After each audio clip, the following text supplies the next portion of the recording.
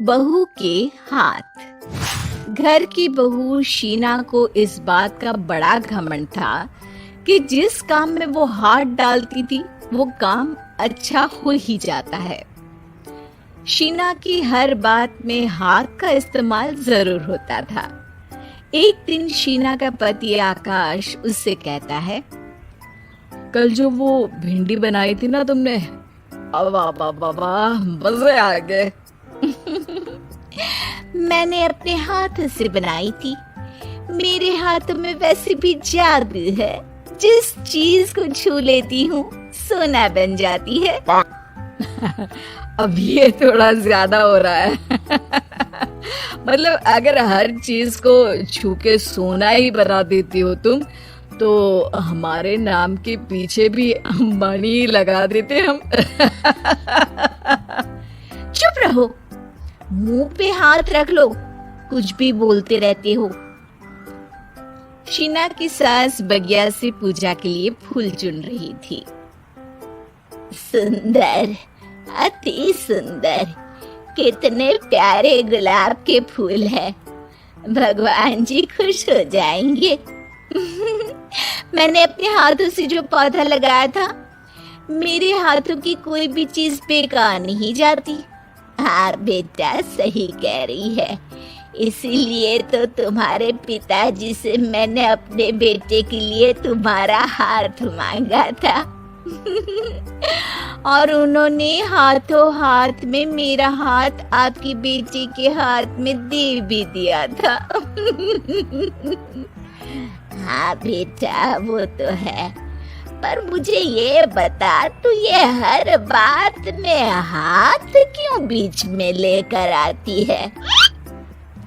माँ जी, पंडित जी ने हाथ मेरा देखकर नैनीताल में कहा था कि मेरे हाथ जगन्नाथ है, मेरे हाथों से कभी कोई काम नहीं बिगड़ेगा।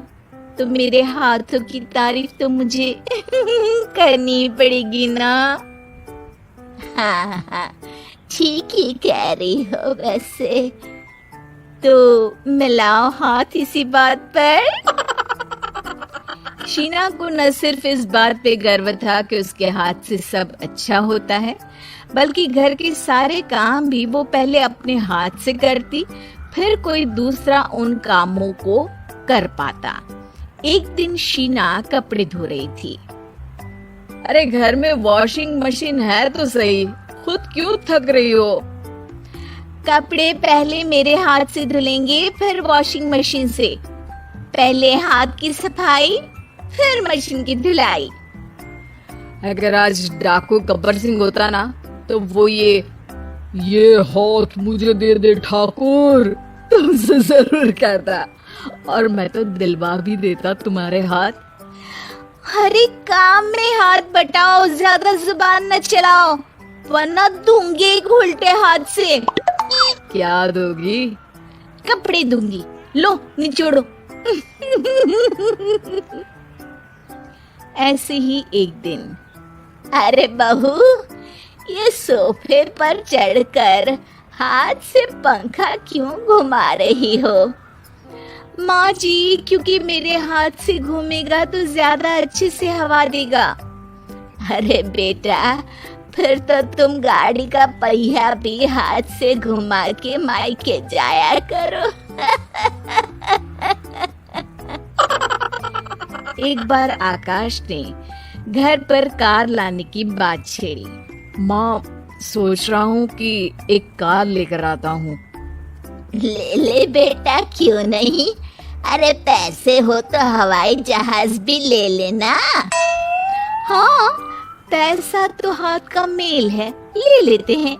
इस हाथ पैसे देंगे, उस हाथ कार ले लेंगे। मुझे तो लगता है कि बहू कार भी अपने हाथों से धक्का लगाकर घर लाएगी। वो तो नहीं करूंगी, लेकिन सबसे पहले स्टीयरिंग पर हाथ मैं ही लगाऊंगी, ताकि गाड़ी का आना शुभ हो। अरे घर ले आने तो दो, फिर हाथ लगा लेना। लेकिन शीना नहीं मानती। अगले दिन ही सब कार लेने जाते हैं। शीना सेल्समैन से कहती है, भैया ये कार बहुत पसंद है, पैक कर दो। अरे ओ भाग्यवान, 2 मीटर कपड़ा नहीं है जो पैक करवा ले, जरा चला कर तो देखने दो। यस सर, बिल्कुल, टेस्ट ड्राइव कीजिए ना। अरे नहीं नहीं, सबसे पहले मैं हाथ लगाऊंगी गाड़ी को, मेरे हाथ अच्छे हैं। अरे यार, हाथ तो मैं भी धोता ही हूँ, और आजकल तो सैनिटाइजर से भी धोता हूँ। मेरे काम में हाथ ना अड़ाओ।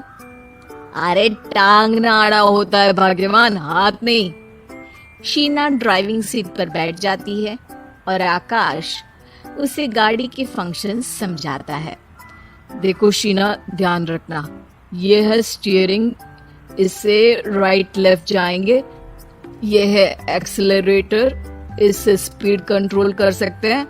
और उसी के पास में है ब्रेक, जो तुम्हारी जुबान में शायद मिसिंग है।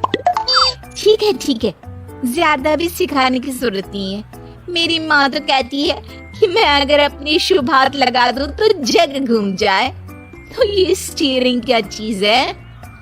शीना गाड़ी स्टार्ट कर देती है और स्टीयरिंग को घुमाते हुए एक्सेलरेटर पर धीरे से पैर रखती है और शोरूम के बाहर के एरिया में ही गाड़ी घूमने लगती है, जहां दूसरी गाड़ियां भी रखी हैं। देखा मेरे हाथों का कमाल। अब ब्रेक दबा दो, आगे गाड़ी है। शीना आगे गाड़ी देखकर घबरा जाती है और पांव गलती से एक्सेलरेटर पर पड़ जाता है। कार आगे खड़ी एक बड़ी गाड़ी में घुस जाती है। दोनों कार से उतरते हैं। सेल्समैन भागते हुए आता है। अरे 7 लाख की गाड़ी खरीदने आए थे और 15 लाख की गाड़ी ठोक दी। Oh my God. आकाश की माँ, आकाश और शीना घबरा जाते हैं। इतना सारा पैसा कहाँ से आएगा? तभी वहाँ मैनेजर भी आ जाता है, पूरा माजरा समझता है।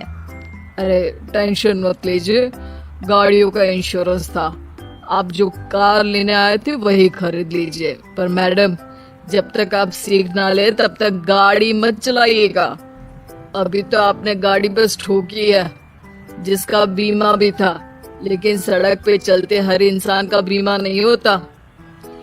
अरे मेरे हाथों से छूट भी गया ना तो उसकी जिंदगी बन जाएगी, और अगर चला भी गया तो स्वर्ग ही पाएगा। मैनेजर साहब, मेरे हाथ में कोई दिक्कत नहीं है, वो तो बस पाँव गलत जगह पर चला गया था।